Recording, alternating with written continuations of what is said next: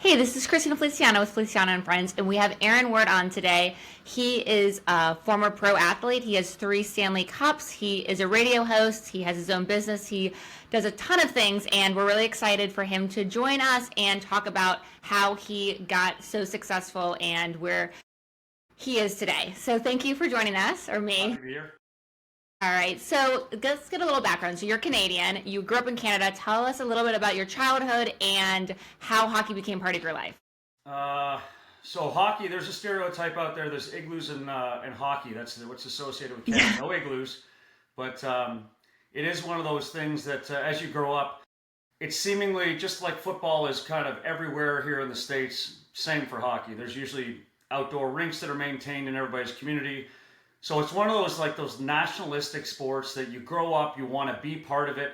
And even if you're not someone who's successful at the sport, you still oftentimes in Canada maintain participation through men's leagues, beer leagues, and all that stuff. So my my upbringing was I was in a very hockey heavy area. I grew up in Ottawa, Ontario, the capital of Canada, and that for me was kind of how I started everything.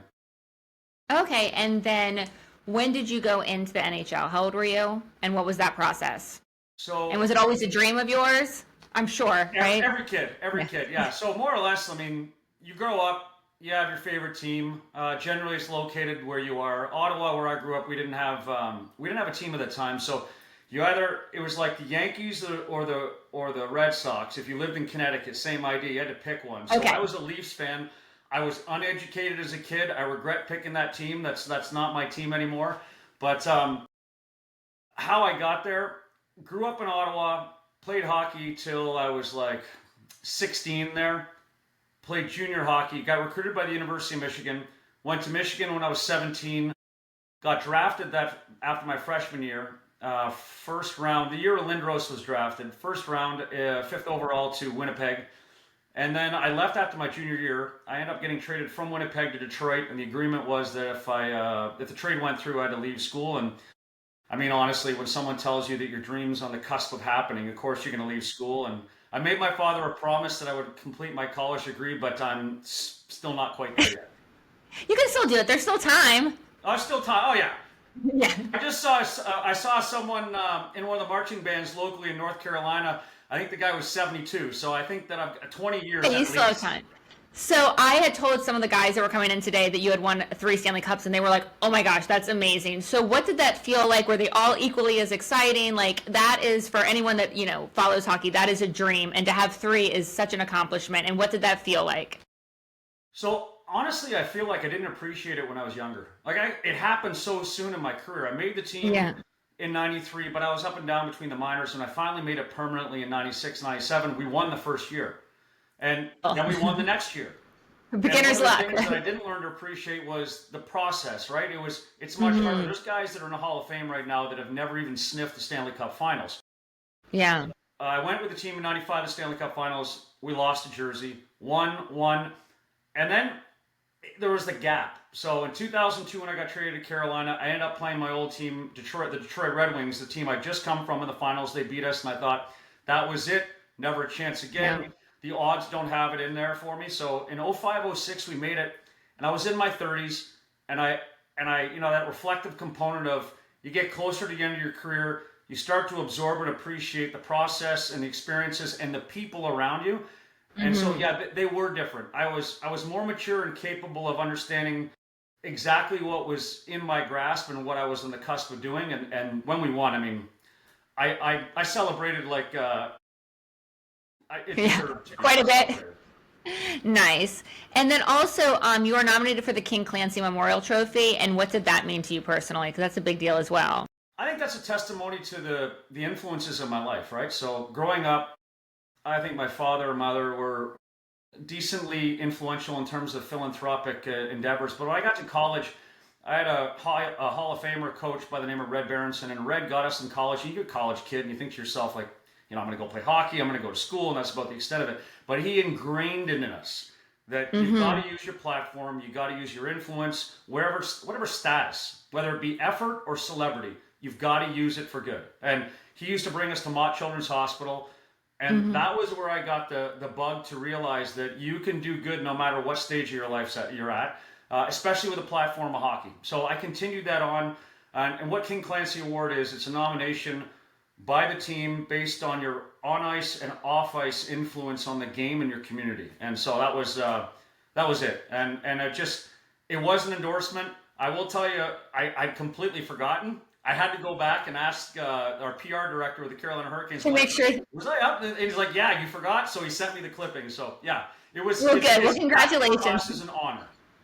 No, that's really cool. And what about now? What do you do, like I can't say it. What do you do to give back? Yeah, exactly. Thank you. So, like, I just got done running a fishing tournament in Carolina Beach, North Carolina, where the benefactor was Team RWB. I, being a Canadian, clearly we don't have the patriotism towards our military. Maybe like we clearly respect and appreciate, yes. But it's a little different here in the States. And when I got down here, I came to understand the level of sacrifice, both not just in your lives, but in your time, that it takes to be a part of the military. So when I was a player, I used to buy 300 frozen turkeys at Thanksgiving, give it up to the military. Anything I do philanthropically now, I try and tailor towards the military. I live in a very military-based state in North Carolina. I got Fort Bragg, Lejeune all over. So for me, it's you can't always just take in life. And in some capacity, you have to find a means to give. And for me, I feel like charity work is my calling. I'm a server. That's awesome. And then are you a U.S. citizen? I am a U.S. citizen. I became a U.S. citizen in 2006. Okay. It's funny, when I became a U.S. citizen in 2006, I went to my buddies and gave them the same required questions in order to become a citizen, and they didn't get all 10. I know it. I know. I used to joke with them, like, you make fun of me being Canadian and I'm becoming an American, but you guys are less American than I am right now. So I gave them the test questions and made them polish up. Yeah, no, that's funny because my mother, I have dual citizenship with Sweden, but my mother only became a U.S. citizen like in my adulthood, and she had to study a lot. Yeah, well, it was tough. It kind of resonates with you because as you start to build a family here and you have kids, you think, I've got to have influence over the direction, right? And I've got to teach them the proper way and exercise your right to vote, be active in your civic duties and in your community. All those things go along with voting. No, 100. Does Canada let you have dual citizenship, or do they make you give it up? So in the U.S., they only recognize one, being U.S. Okay. In Canada, they recognize you as Canadian and American. Okay, so I guess that's what I have too. I don't know. I know I have two passports. So, yeah. All right. And then, so in transitioning to Canada to U.S., we talked a little bit about that. What was the hardest thing when you left the NHL? I know you're the only person that I know that's ever played professional hockey. I know some friends of mine's husbands that wanted to and play like leagues. I know quite a few former baseball and also football players, and I know that for most of them it's a very difficult transition when you've been a professional athlete your whole life to then leave, and especially for you, because how long were you you were a professional athlete for like a very long time, like what, 13 years? I was a pro. Yeah. How long? 93 to 2010. I retired in 2010. And I would tell you that 17 years. Yeah. So how was that transition? It was difficult, honestly. I mean, there's components to your personality that you develop as an athlete, and it's been discussed many times. When I was in college, I began to gamble, and part of my personality as like a competitor is I became a little bit of a out of control gambler. I went through the process after retiring of handling that and getting out of it. There's a mental and physical process to leaving the game that you're not prepared for, right? So the moment you go from going to a hockey rink every day and being familiar with all the guys and leaning on them when you need them and going to war with them and them knowing your needs, what's going on in your life, to then being absent of that. It's taken away. You don't have the commonality with your band of brothers. There's a mental transition of belonging to a locker room. And physically, so this is kind of the influence of how I kind of came onto your algorithm on Instagram. Yeah. In 2006, troubled people. Aware of playing professional hockey took its toll on my body, and I was only 30, so in 2006. And we had just won the cup in Carolina, and I went through a summer of, I felt like something was wrong, seriously wrong. Couldn't find motivation to work out, was getting nothing out of my workouts, had no gains, and finally it took a buddy of mine who's a cardiologist. Was this right the year that you finished, or what? Just again, no, sorry, was just in season. Okay. Sorry, go on. All right, sorry to interrupt you. I just wanted to make sure I was tracking. Contract with the Rangers, And I had a buddy who was a cardiologist said, "Do you ever get your testosterone checked?" And Okay. I was checking for diabetes, I was checking for cancer. Yeah. We were going through a battery of tests. Sure enough, this guy's nailed it. I register as a 33-year-old, someone who's got the testosterone level of an 83-year-old. And I'm in the prime of my hockey career, and I can't figure out, this is not working. I'm sick. I'm not sleeping. All these things are not working. And the problem we have in '06 is there's still the stigma of the Mark McGuire, Sammy Sosa. You cannot touch anything with a T in it and a Roan because it's like, oh my God, we're using steroids. So they would not let you medically address it.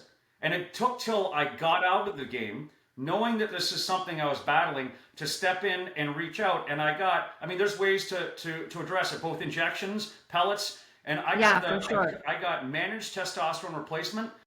And it was utterly unbelievable for the change in my like physical components. Like I slept better, I didn't get sick, I recovered from workouts unbelievably. Um, my motivation in life changed. Like everybody thinks like, oh, testosterone's about your sex drive. No, it is about daily living and quality of life, which for me was the epiphany of, I feel bad that I almost robbed myself of parts of my career the last 4 years because I didn't feel as good through '06 to 2010 as I do to this day, and I'm Yeah. 52. No, for sure, because it's the male like hormone. So the male hormone, I mean, I'm like pretty conservative as far as like the female and male role is, and just that, we have different roles, we have different, emotions, and the male hormone part of it is going to be like the drive. So when we, replace the testosterone, of course there is a libido factor to it, but really like what men are telling me, and I've never taken it, but anecdotally is again and again that it's changing their lives and they just feel like themselves again, like they have that desire and like that motivation, like you're talking about. Right, so the Coming stigma back. attached to it from the past was always like we were not allowed to mess with like Propecia back in the day, Okay. right? We had a goalie that got Yeah. caught for using Propecia, or he says he was using Propecia, Yes. whatever. There's a mental component to physically feeling better.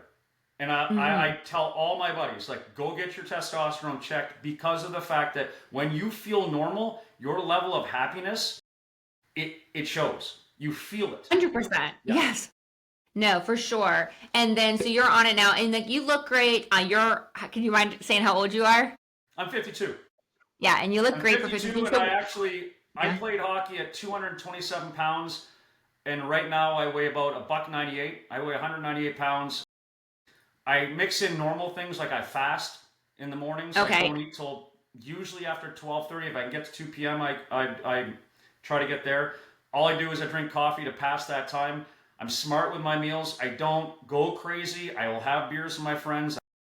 I have a decently normal life, but again, the testosterone and the just small changes in your life, lifting, running, all these things make it so that it's just a different lifestyle now.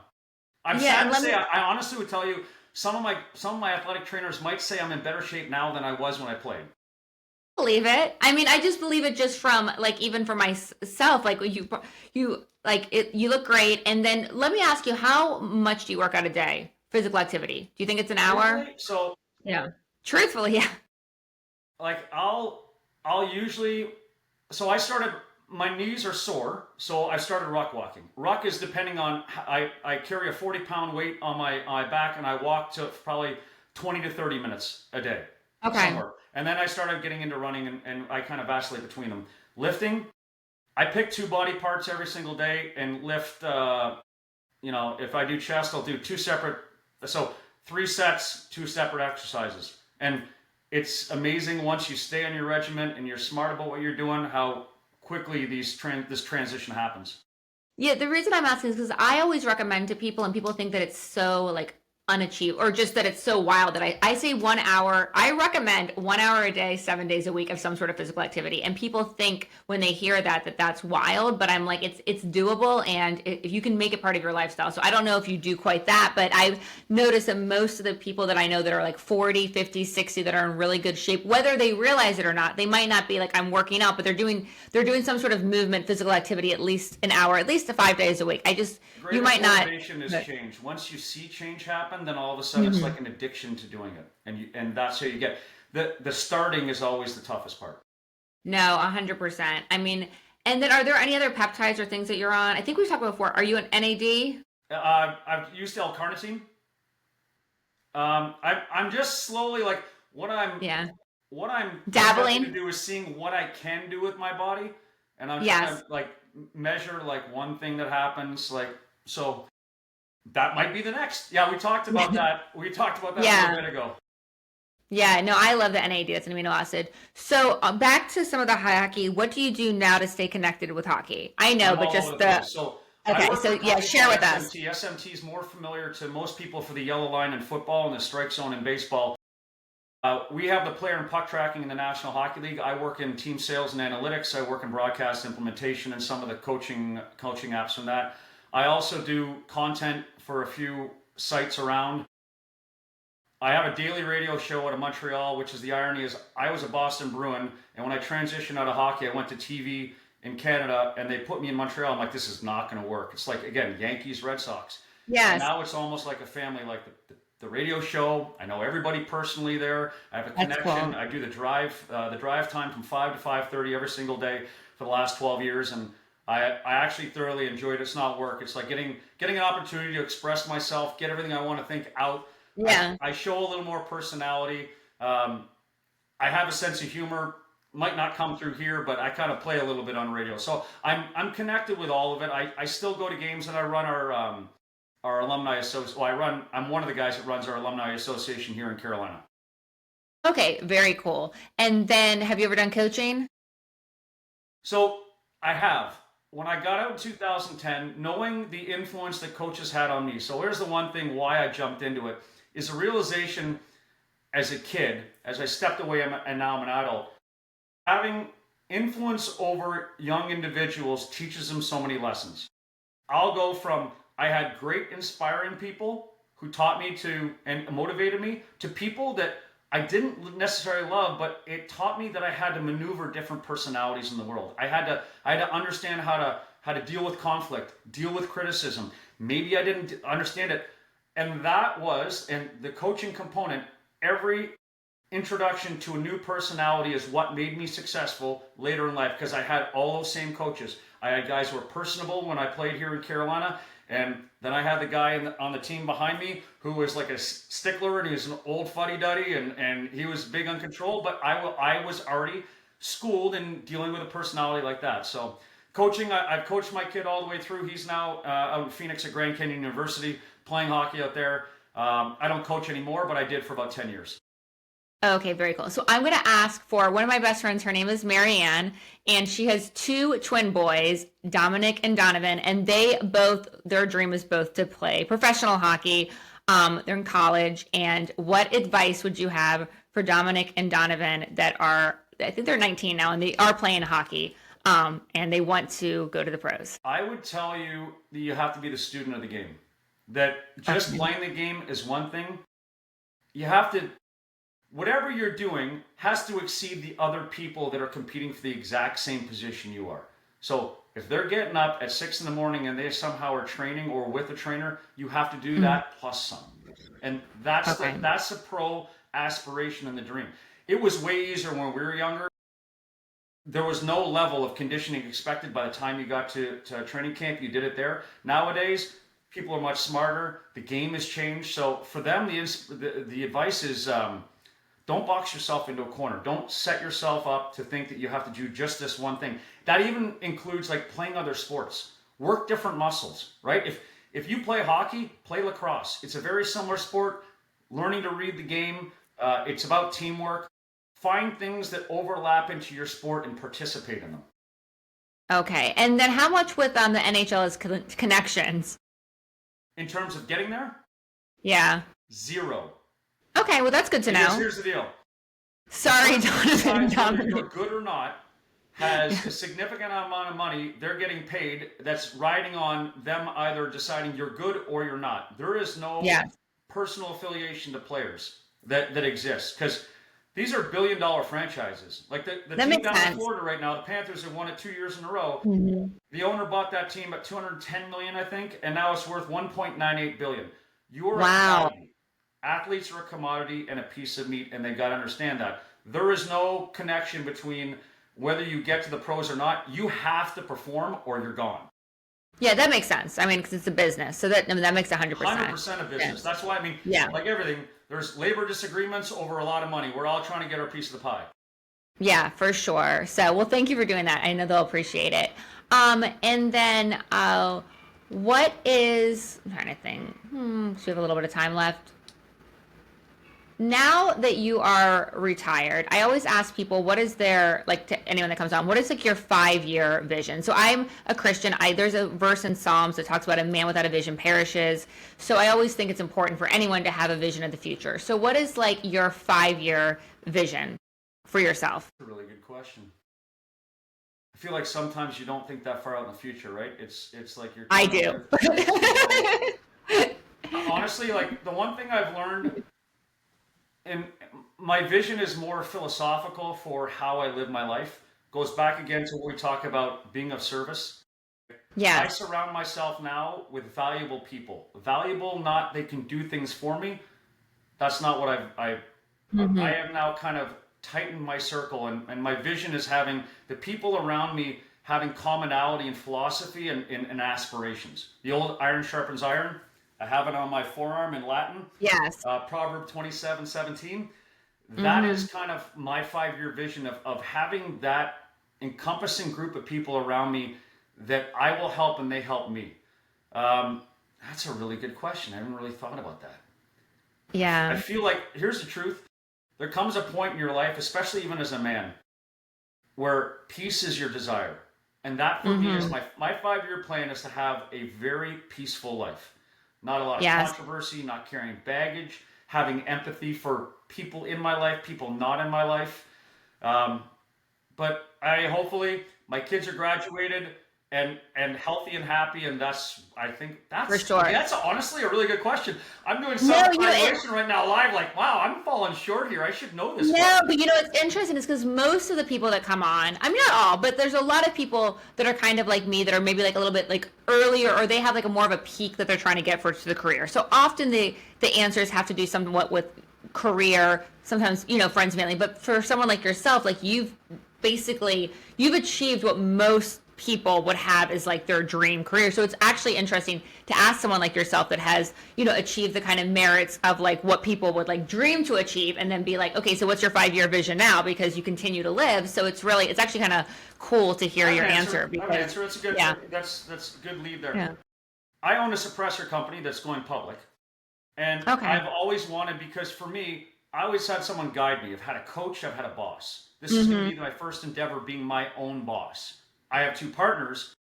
So 5 years down the road, I hope that I'm like happy with the direction that the business has gone, and that it was everything that I hope for. That is, I hope to have a successful business and it be what I aspire for it to be. Okay, very cool. And explain what that is, because I don't know what that is. A suppressor basically goes to the end of any gun, and it suppresses the gas, the sound, the kickback. It's our product is currently used only by the military, but we're entering into the retail market. When you're explaining it now, it's all clicking, but I just wasn't putting 2 and 2. But go on, I don't mean to interrupt you. That's a no-no. Yeah, I was going to say, I think we call it a silencer. So currently, what we manufacture goes on anything 50 cal or above, but now we're entering into the retail market with anything below. So, okay, and is it going to try to go like public, or right now is it legally worth it? We're going public. No, I mean, so we can people outside the military purchase it? That's the point. So currently, when you supply to the government, they do what they want with it. Now, once you enter the retail market, you have to work with the ATF and federal firearm licenses. Okay, well, no, I'm sure. Now that process is underway right now, and even the crazy part is, like, I'm a Canadian. I did not grow up with guns. I now have them. But I'm learning the rules and regulations, what I can even say right now until things are licensed. I can't even give descriptions of some things. It's not. No, I get it. Well, hopefully we won't get in trouble that I called it a silencer. Oh, I'm not going to get in trouble. Believe me. I was told that we don't look good in orange, so I know exactly what I'm doing. Yeah. That sounds funny.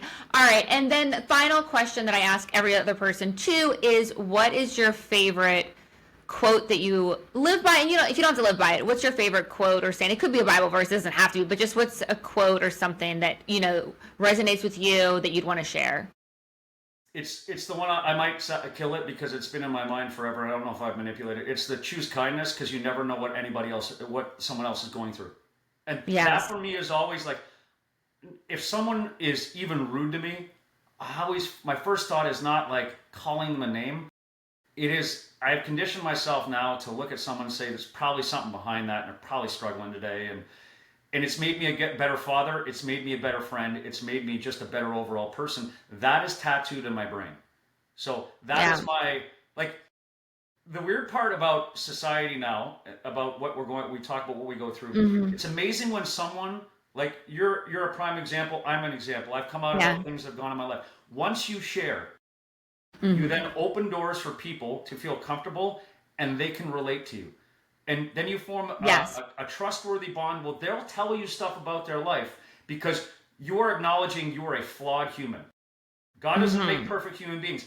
We are all flawed, but it takes us to acknowledge the fact that we are flawed before people open up. And that is the amazing part, is when you show that you are not perfect and you tell someone your story, then all of a sudden it leaks out. And it's where I've goes back again to service. When I went out publicly and talked about my addiction to gambling in 2015 and how I resolved it, I had more people contact me on direct message in every way, asking not just for support, but also saying, like, you're the first person I know that's come out and acknowledged the truths. Like, gamblers don't tell the truth about how much they won or how much they're playing. And when I started to smell all those ideas, they're like, oh, you just told our secrets, but you're right. And then they were forthcoming, and I got a lot of guys' help. I have a guy I never met in Alberta, gambling addiction, now overcame it, married, has a child. He's an amazing individual. I still keep in contact with him, but I have no connection to him in life. Yeah, no, that's really cool. And I've had the same experience when I opened up. I didn't want to open up, but people I kept on just getting hate, social media hate from people that were like, actually, she was incarcerated. Actually, she was, and I would erase it quickly. And then it just got to the point earlier this year, I'm like, I'm just going to get ahead of it and just put it all out there because I'm getting tired and I'm becoming bigger. Not that I'm that big locally, and it's just getting too exhausting to try to delete these comments. So I'm just going to get ahead of it. Hey, they always say truth will set you free. The same thing goes with you as a person. It's liberating to tell who you really are. And if you are honest, people will forgive. Right? It's almost like that you're only as sick as your secrets. I don't know if you've heard that before. I have. I have a tendency. I suck at keeping secrets, so people don't tell them to me. And I've given out all mine. So I got no more baggage. I don't carry my baggage around anymore. That's good. Well, I know that you got to get onto the radio show. I'm going to see, hey, Izzy, we usually take a picture together. We can't. So I'm just going to see if she can just take a picture of the screen and I'll we kind of smile for it. And then what I do, you didn't say anything crazy, but here, we'll smile for a second. Send it to me. I do these all the time. I'm not worried about anything I sent. Yeah, so I was going to say, you didn't say anything. All right, I'm going to take a picture. I'm off camera, but... Yeah, she's going to take a picture. So, All right, 1, 2, ready, go. Very nice. Awesome. Thank you so much. So, Izzy will edit this, and it should go out tomorrow. Perfect. All right. Thank you so much, Aaron. I really appreciate it. Thank you. All right. Bye. Thanks.